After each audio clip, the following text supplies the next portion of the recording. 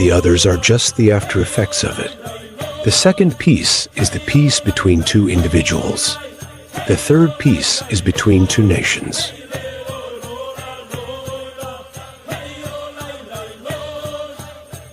But above all, you must realize that what I call real peace is the first peace.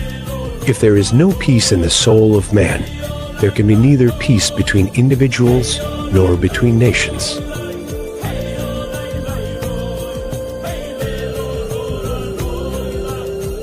If you wish, let us say our final conclusion together, please. If there is no peace in the soul of man, there can be peace neither among individuals nor among nations.